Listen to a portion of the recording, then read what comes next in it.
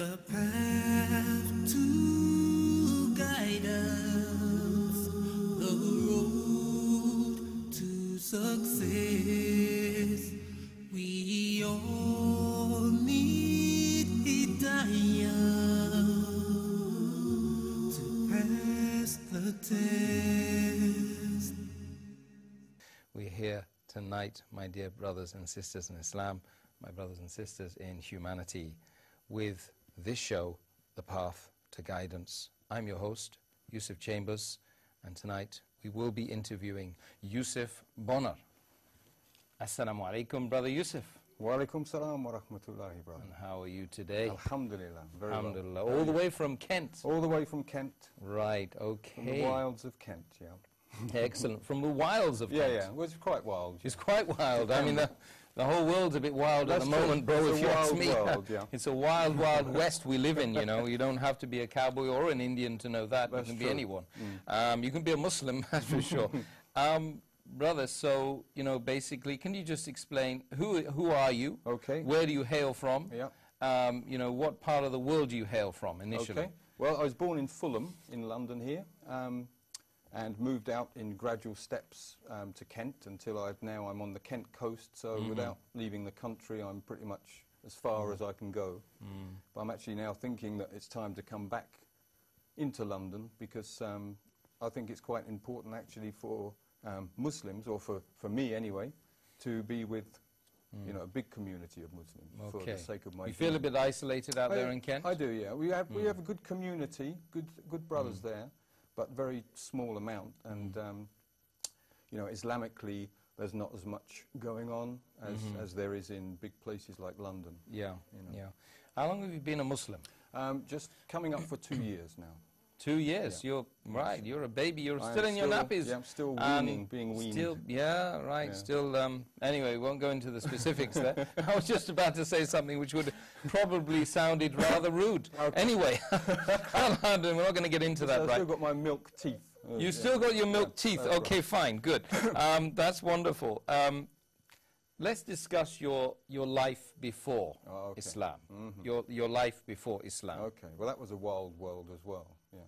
It was wild. It was wild. I mean, I've been a musician for the last 30 years, really, with all that you'd expect from that lifestyle, you know, being in sort of rock bands and what have you, all the vices that you'd expect from that, you know. But also, over the past 15 or so years, I've had this gradual sort of seeking of spirituality, and it took me down some strange avenues, really. Right. You know, a few of the isms, the Buddhism and communism, and you know, all of these things.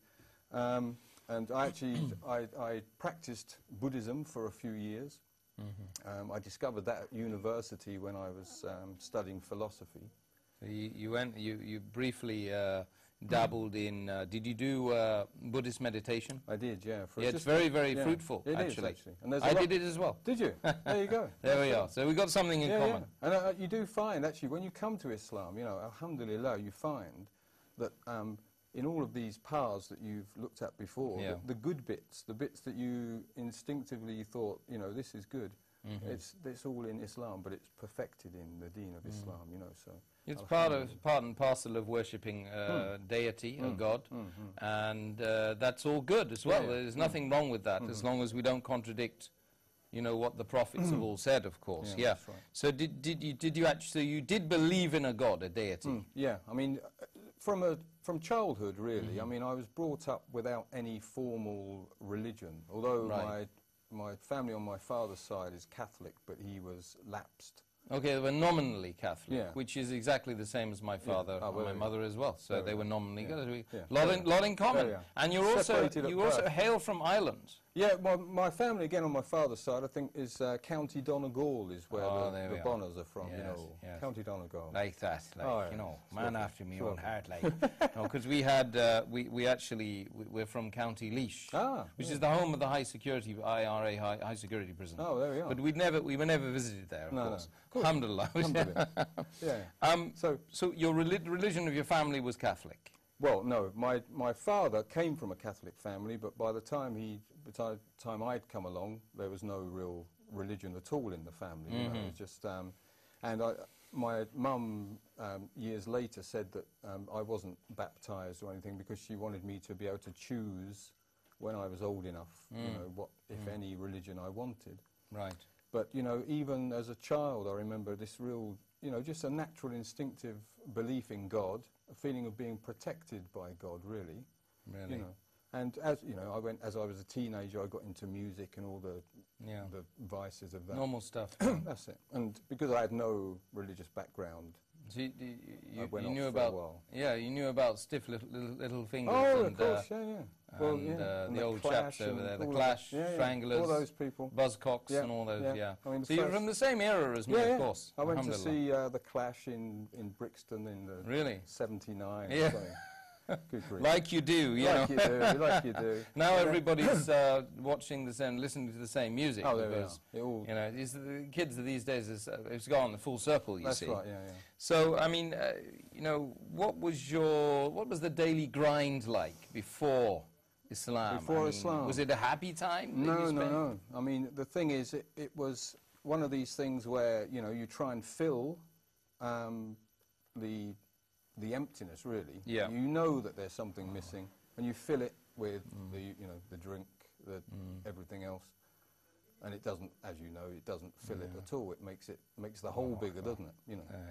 And so, I mean, I actually went from Buddhism. I actually became a Catholic in my own right, really. And I spent most of a 10-year period working and being associated closely with a Catholic monastery, Benedictine monastery, in Ramsgate.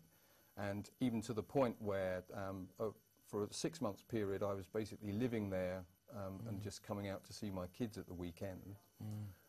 And the agreement was that when my kids had grown up, I was going to go in there and become a Catholic monk, you see. I see. So the spiritual side started to overtake the hedonism. Yeah. But it was still there, bubbling along in the background. Oh, yeah. But you'd chosen, you know, a path to guidance, a path to God, which all of us, in one way or the other, we're doing, aren't we?